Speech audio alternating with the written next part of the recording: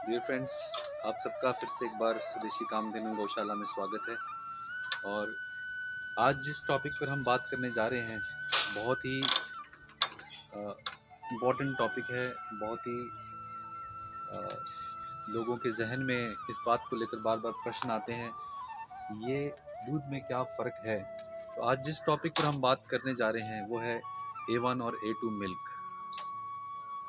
चर्चा बहुत महत्वपूर्ण है और बहुत उपयोगी भी है, क्योंकि ज़्यादातर लोग इस बात को नहीं जानते हैं कि A1 और A2 मिल्क में क्या फ़र्क है और क्यों हमें A2 मिल्क ही पीना चाहिए और A2 मिल्क से बने हुए चीज़ें ही खानी चाहिए।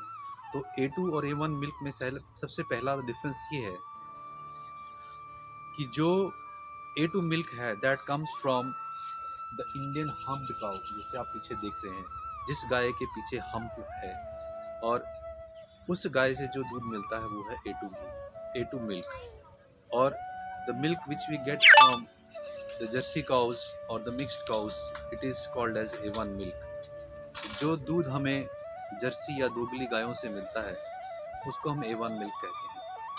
अब A2 मिल्क को और A1 मिल्क को इतना ज़्यादा इम्पोर्टेंस आज के टाइम में इसलिए मिला क्योंकि जो A1 मिल्क है that is toxic for human health. ये कैंसरस होता है और ह्यूमन हेल्थ के लिए ये अच्छा नहीं होता है।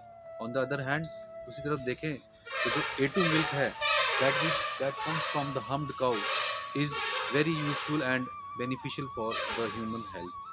हमारे पुराने ज़माने में भी जो ऋषि मुनि होते थे और जो लोग पुराने ज़माने में रहते थे, वो ऐसी ही हम्प्ड काउज का जो मिल्क है उसको पिया करते थे, because it not only is beneficial your health and it also nourish your brain, it makes your body healthy, it nourish your brain। इसलिए लोग A2 मिल्क को पिया करते थे। अब बात करें वेस्टर्न कंट्रीज़ की, तो वेस्टर्न कंट्रीज़ को ये बात समझ में आ चुकी है, इसलिए वेस्टर्न कंट्रीज़ जो हैं ज़्यादा से ज़्यादा जो इंडिजिनियस ब्रीड है इंडिया की, वो यहाँ से इंपोर्ट करने में लगी हुई हैं। आप न्यूजीलैंड, ऑस्ट्रेलिया, बेल्जियम जैसी कंट्रीज़ को देख लें, ब्राज़ील जैसी कंट्री को देख लें, उनकी सारी इकनॉमी ऐसी काउज़ के ऊपर डिपेंड होती जा रही है धीरे धीरे। और इंडियन कॉन्टिनेंट की बात करें तो भारतीय लोग ऐसी गायों को बेचने में लगे हुए हैं, अपनी संस्कृति को नहीं समझ पा रहे हैं। तो प्रॉब्लम्स जो है वो आने वाली जनरेशन के लिए क्रिएट होती जा रही हैं। वेस्टर्न कंट्रीज़ क्या कर रही हैं कि इंडिया में विज़िट करके इंडिया से एम्ब्रॉयज़ लेकर वहाँ की जो नस्लें हैं उनको दोबारा से आगे जो जनरेशन्स आ रही हैं, यहाँ से एम्ब्रॉयर से नेक्स्ट जनरेशन को देसी काउस के ऊपर डेवलप किया जा रहा है।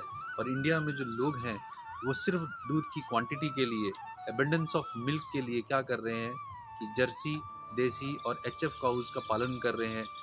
लेकिन हम देखें कि ऐसा क्या है इन दोनों के दूध में जो कि ये दूध हमारे लिए A1 गाय, A1 जो मिल्क है दैट इज़ इंजूरियस। तो साइंस इस चीज़ को बताती है कि A1 जो मिल्क हमें जर्सी काउ से मिलता है उसके अंदर एक बीटा कॉस्मोमॉर्फिन नाम का एक प्रोटीन पाया जाता है which is very harmful for the human health. और उस बीटा कॉस्मोमॉर्फिन की वजह से अनेक जो बीमारियां हैं, lot of diseases like autism, blood blood pressure, heart attack, heart related diseases, these diseases are coming uh, very common now these days because of the consumption of the toxic milk। जो toxic milk हम लोग P रहे हैं उसकी वजह से ही ये सारी बीमारियां पैदा हो रही हैं।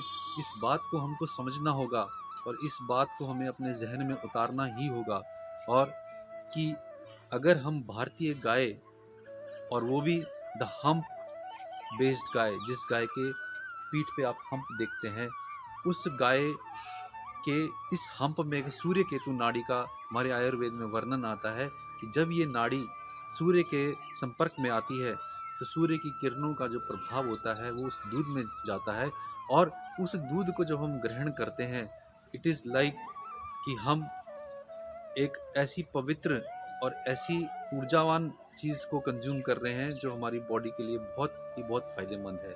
और दूसरी तरफ हम देखें कि इसी गाय के द्वारा जो काऊ यूरिन, जिसको हम काऊ अर्क भी कहते हैं, अनेकों अनेक दवाइयों में वो काम आ रहा है। वेस्टर्न की कुछ कंट्रीज ने तो काऊ यूरिन के कुछ पेटेंट तक कर लिए हैं, और हम लोग इस बात को नहीं समझ पा रहे हैं कि गौमूत्र ही इतना उपयोगी है कि 108 बीमारियों को ये अकेले ठीक कर सकता है। एलिक्सर ऑफ लाइफ का इसको नाम दिया गया है कि ये अमृत है, जीवन का अमृत है ये। और इसी तरीके से आयुर्वेद के अंदर जो घी की बात की गई है, वो घी और घी केवल ऐसी हम्प बेस्ड काउज से ही बना होता है, उनके दूध से बना होता है। उनके दूध को उनके दूध के द्वारा जब दही जमाया जाता है, और दही जमा के जब हम उसको बिलोना करते हैं, बिलोने का मतलब कि जब हम उसको मथनी करते हैं, उस प्रोसेस के बाद जो मक्खन निकलता है, उस मक्खन के पिघला के हम लोग जो मक्खन को पिघला के जो घी बनाते हैं, वाकई उस घी को ही देसी घी कहा गया है। ऐसी देसी गायों का हम पालन करें, ऐसे देसी गाय के बने हुए प्रोडक्ट्स को हम यूज़ करें, ताकि हम अपने आप को, अपनी फैमिली को और अपनी सोसाइटी को स्वस्थ रख पाएँ।